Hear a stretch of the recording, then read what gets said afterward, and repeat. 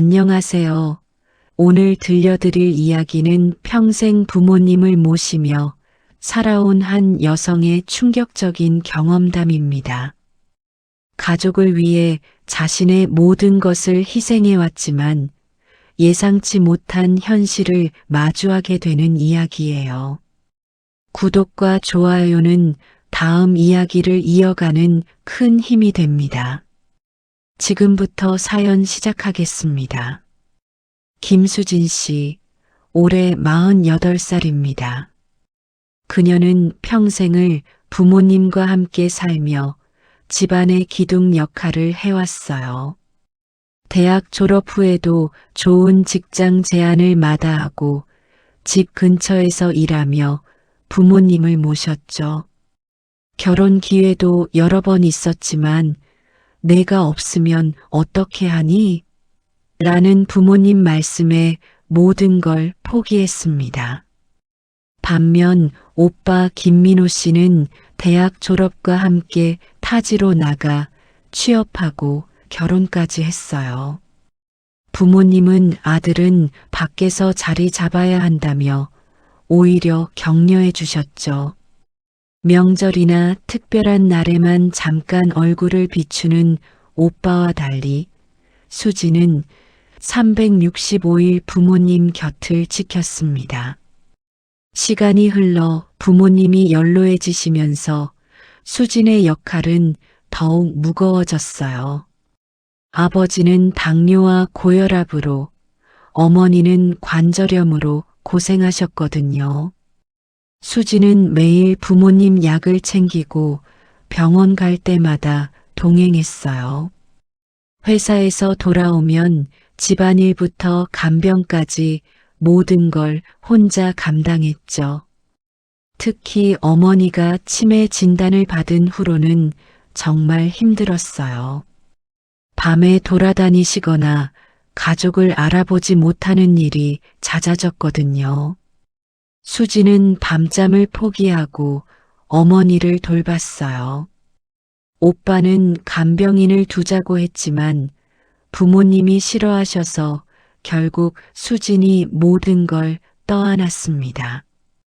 경제적 부담도 만만치 않았어요. 부모님 의료비와 생활비를 위해 수지는 자신의 적금을 깨고 대출까지 받았어요. 그동안 오빠는 서울에서 자신의 가정을 꾸리며 가끔 내려와서는 용돈 몇십만 원 드리고 수진이가 잘 돌봐줘서 고맙다며 다시 올라갔어요. 3개월 전 아버지가 갑자기 쓰러지셨어요. 뇌졸중이었죠. 수지는 병원으로 달려가 밤낮 없이 간병했고 오빠는 급히 내려왔지만 회사 일 때문에 며칠 있다가 다시 올라갔어요. 아버지는 1달 반 투병 끝에 결국 세상을 떠나셨습니다. 장례식도 수진이 주도적으로 준비했어요. 조문객 응대부터 음식 준비, 각종 절차까지 모든 걸 도맡아 했죠. 오빠는 상주 역할만 했을 뿐이었어요. 장례를 마치고 며칠 후 수지는 아버지 방을 정리하기 시작했어요. 오래된 책들, 서류들, 추억이 담긴 물건들을 하나씩 정리하면서 눈물이 났어요. 그러던 중 책상 서랍 깊숙한 곳에서 낡은 파일 하나를 발견했습니다. 파일 겉면에는 아버지의 필체로 가족 문서라고 적혀 있었어요. 뭔가 중요한 서류가 들어있을 것 같은 예감이 들었죠. 수지는 조심스럽게 파일을 열어봤어요. 그 안에는 2년 전에 작성된 유언장이 들어있었습니다.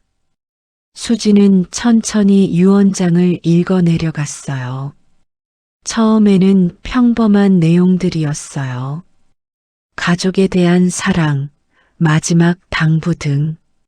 하지만 재산 분배 부분을 읽는 순간 수진의 눈이 커졌어요. 본인 소유의 주택과 토지, 그리고 예금 중 70%를 장남 김민호에게 상속하며 장녀 김수진에게는 예금 중 30%와 어머니의 유품을 상속한다. 수진은 눈을 비비고 다시 읽어봤어요. 하지만 내용은 변하지 않았어요. 평생 부모님을 모시며 헌신해온 자신보다 가끔 얼굴만 비추던 오빠에게 재산 대부분을 주겠다는 내용이었어요. 이럴 수가. 수진의 손이 떨렸어요. 지난 25년을 되돌아봤어요. 결혼도 포기하고 좋은 직장 기회도 마다하며 오직 부모님만을 위해 살아왔는데 밤새 어머니를 간병하고 병원에 수없이 다니며 자신의 모든 것을 희생했는데 왜 아버지는 이런 결정을 내리셨을까? 수진은 이해할 수 없었어요. 아버지가 가끔 수진이 덕분에 살아간다고 말씀하셨는데 정작 유언장에는 다른 내용이 적혀 있었거든요. 며칠 후 오빠가 재산 정리 차 내려왔어요. 수진아, 아버지 유언장 찾았지? 나한테 미리 말씀해 주셨거든. 그 말에 수진은 더욱 충격을 받았어요. 오빠는 이미 알고 있었던 거였어요. 자신만 모르고 있었던 거죠. 유언장 내용을 알게 된 후 수진의 마음은 복잡했어요.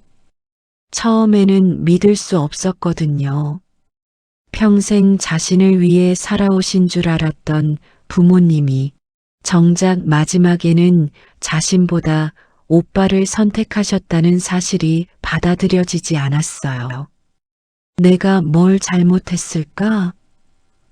수지는 지난 25년을 되돌아보며 자신을 탓했어요. 혹시 부모님께 불효를 했나? 오빠보다 부족한 면이 있었나? 하지만 아무리 생각해도 자신은 최선을 다했어요. 오빠는 유언장 내용을 알고 있었다고 했지만 평소와 다름없이 태연했어요. 아니, 오히려 전보다 더 당당해진 것 같았어요. 마치 모든 것이 당연하다는 듯한 태도였죠. 수진아, 너도 몫이 있으니까 걱정하지 마. 그리고 앞으로도 이 집에서 계속 살 수 있으니까. 오빠의 이런 말을 들을 때마다 수진의 속이 부글부글 끓었어요. 마치 자신이 시혜를 받는 것처럼 말하는 오빠가 밉기도 하고 서럽기도 했어요.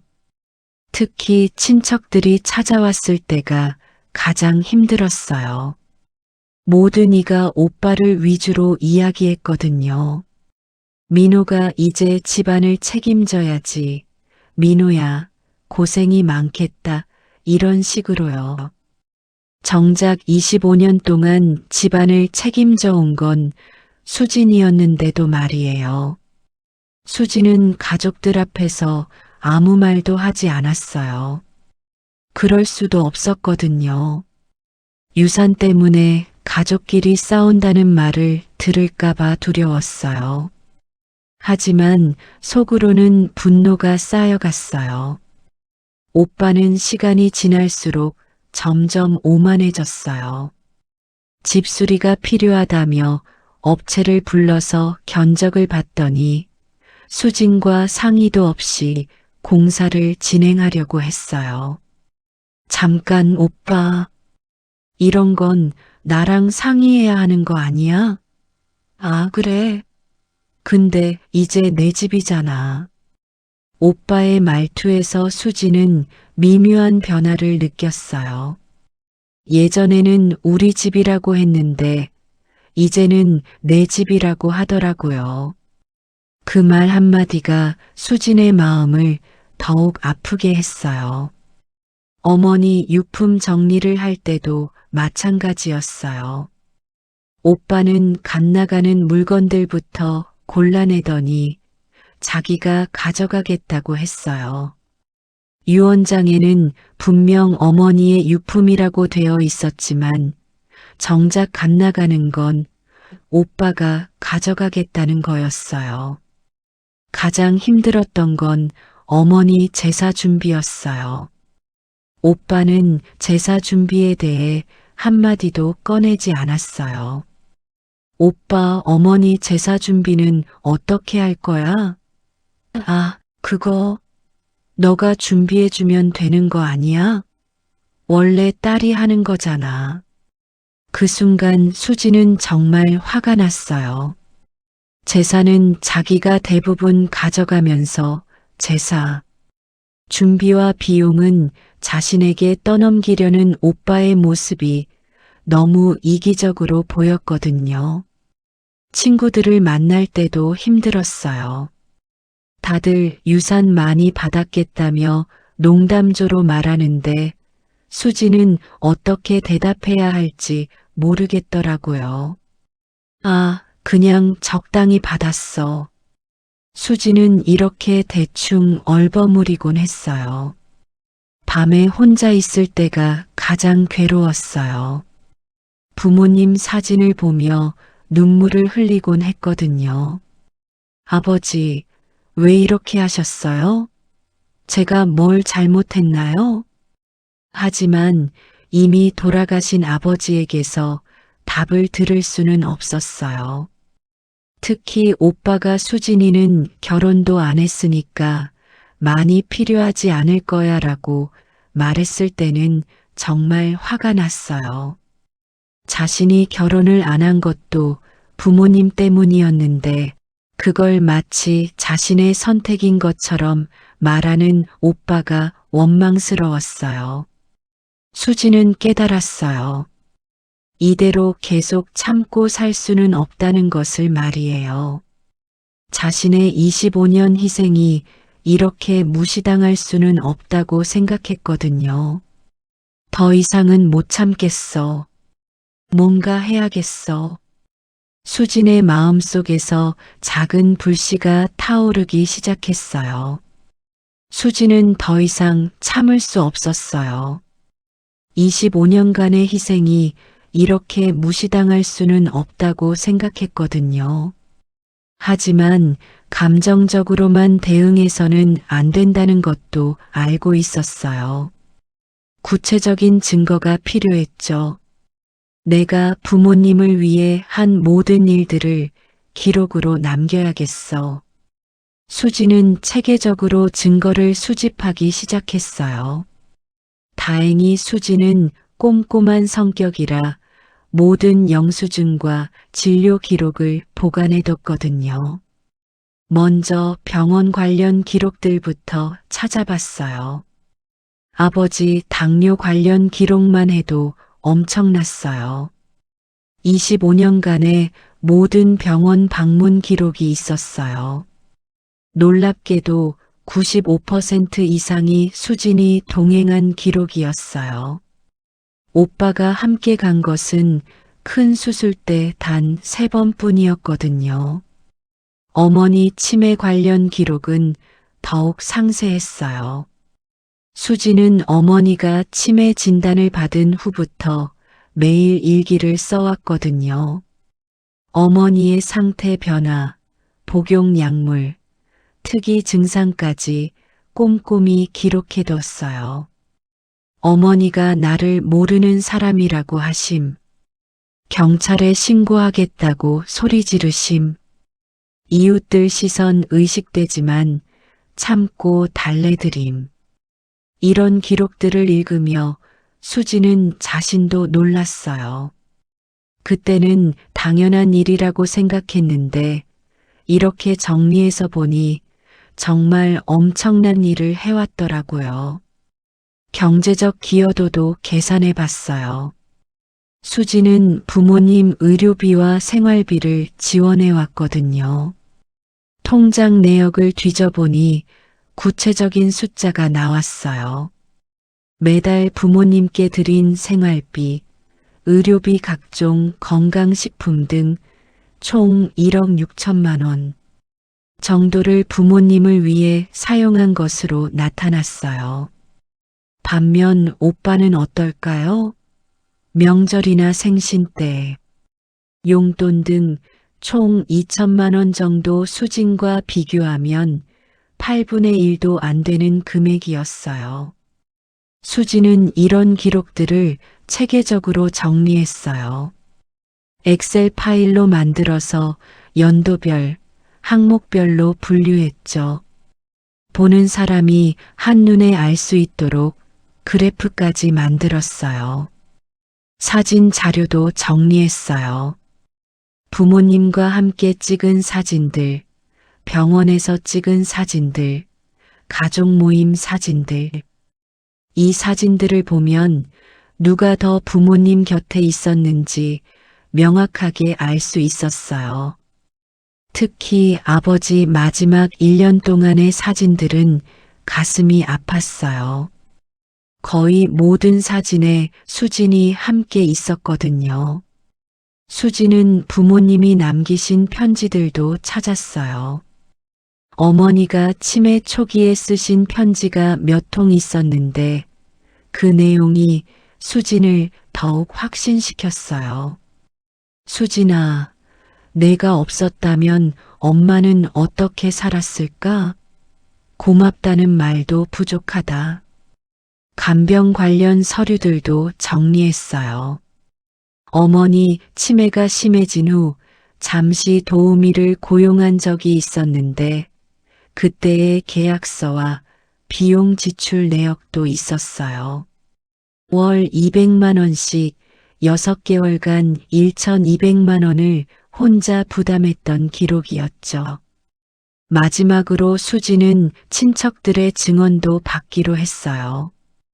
고모, 이모, 삼촌들에게 연락해서 그동안 자신이 부모님을 어떻게 돌봤는지 확인받았어요.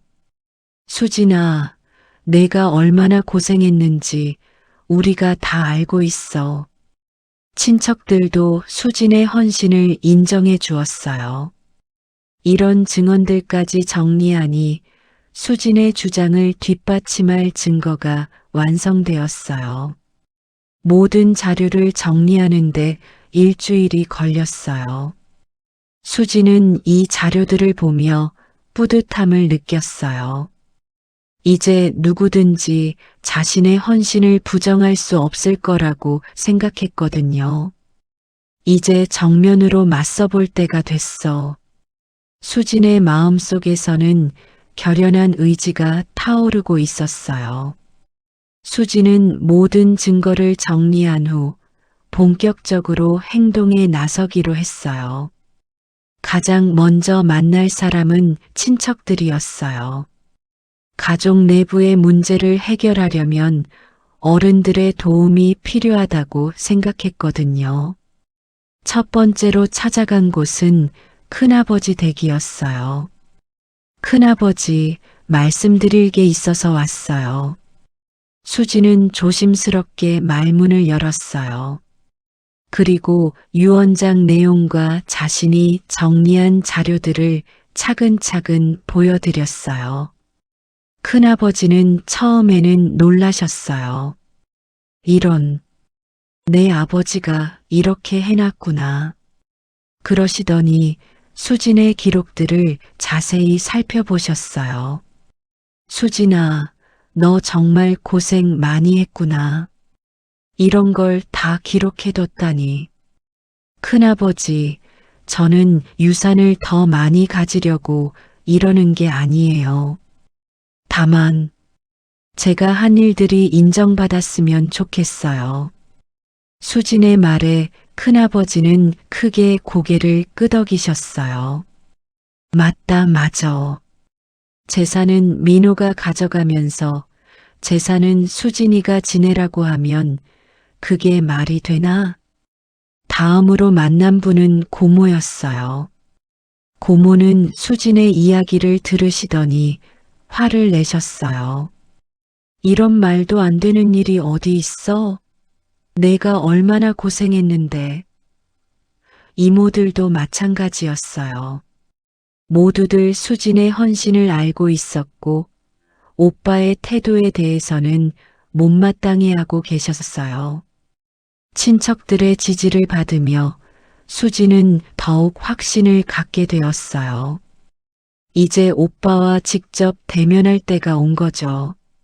마침내 그날이 왔어요. 오빠가 또다시 재산 정리 차 내려온 날이었어요. 수지는 거실 테이블에 자신이 정리한 모든 자료를 펼쳐 놓았어요. 오빠, 우리 진지하게 이야기 좀 하자. 오빠는 처음에는 귀찮다는 표정이었어요. 수진아, 뭔 소리야? 이미 다 정해진 일인데. 정해진 일이라고? 그럼 앞으로 부모님 재산은 누가 지낼 건데? 수진의 질문에 오빠는 잠시 말문이 막혔어요. 오빠, 이걸 좀 봐. 이게 내가 25년 동안 부모님을 위해 한 일들이야. 수진은 한 장 한 장 자료를 보여주기 시작했어요. 아버지 병원 동행 기록, 어머니 간병 일기, 경제적 기여 내역. 오빠의 표정이 점점 굳어졌어요. 처음에는 무시하려고 했는데 자료가 너무 구체적이고 방대했거든요. 수진이가 이렇게까지 했었어? 특히 어머니 간병 기록을 보여줄 때는 오빠도 말이 없었어요. 2020년 10월 5일 마이너스 어머니가 나를 도둑이라고 하시며 신고하겠다고 소리 지르심. 오빠에게 전화했지만 회의 중이라며 받지 않음. 이런 기록을 읽을 때마다 오빠의 얼굴이 붉어졌어요.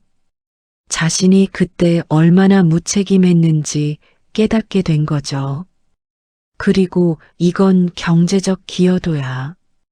내가 부모님을 위해 쓴 돈이 총 1억 6천만 원 정도 돼. 오빠가 쓴 돈은 2천만 원도 안 되고 숫자로 보여주니 더욱 확실했어요. 8배 이상의 차이였거든요. 오빠는 한참 동안 말이 없었어요. 그러더니 조심스럽게 입을 열었습니다. 수진아, 미안해.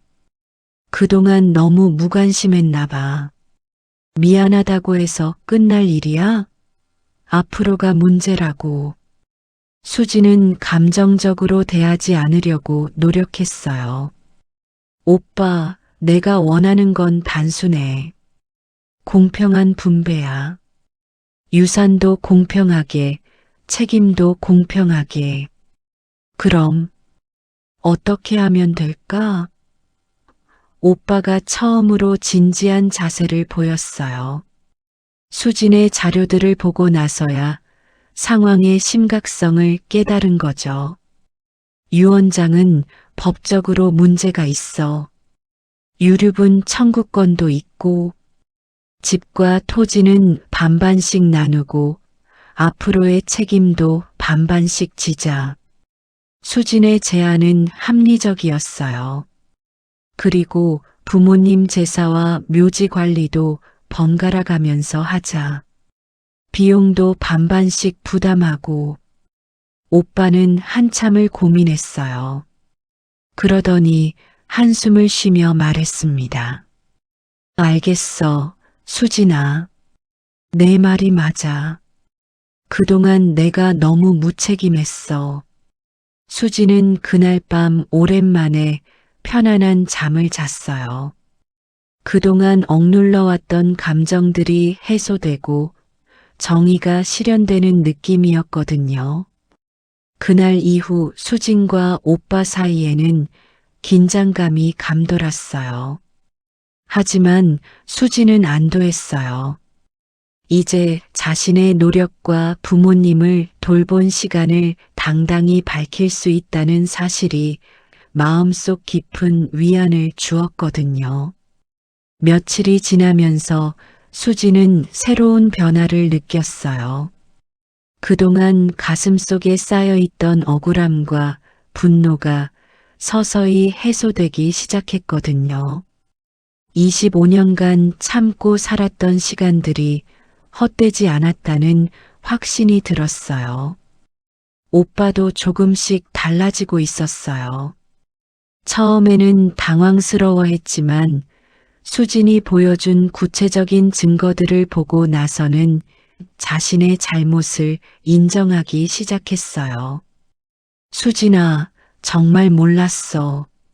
내가 이렇게까지 고생하고 있는 줄. 친척들의 반응도 달라졌어요. 큰아버지는 이제야 제대로 됐구나라며 수진의 용기를 칭찬해 주셨고, 고모들도 수진이가 당당하게 자기 목소리를 낸 게 대견하다며 지지해 주셨어요. 수진아, 너 참 잘했어. 계속 참고만 있었으면 평생 억울하게 살았을 거야. 고모의 말에 수지는 뿌듯함을 느꼈어요. 그동안 가족끼리 싸우는 게 아니다라는 생각에 참고 살았는데 이제는 정당한 권리를 찾은 거라는 확신이 들었거든요. 일주일 후 오빠가 다시 연락을 해왔어요. 수진아, 변호사와 상담해 봤는데 내 말이 맞더라. 유언장에 법적 문제가 있다고 하네. 사실 수진도 예상했던 일이었어요. 유류분 청구권을 무시한 내용이었고 무엇보다 공정하지 않았거든요. 그럼 어떻게 하기로 했어? 변호사 권고대로 하자. 집과 토지는 60사로 나누고 내가 그동안 들인 비용도 일부 정산해 주는 걸로. 오빠의 제안은 수진이 예상했던 것보다 훨씬 합리적이었어요. 그리고 내가 부모님을 위해 쓴 돈 중에서 1억 원은 내가 따로 갚아줄게. 이자까지 쳐서 바로 갚을 거야. 수진은 깜짝 놀랐어요. 오빠가 이렇게까지 양보할 줄은 몰랐거든요. 가장 중요한 건 앞으로의 책임 분담이었어요. 부모님 제사와 묘지 관리는 번갈아 가면서 하자. 비용도 반반씩 부담하고. 오빠가 먼저 제안했어요. 예전 같았으면 모든 걸 수진에게 떠넘겼을 텐데 말이에요. 그날부터 모든 일이 순조롭게 진행되었어요.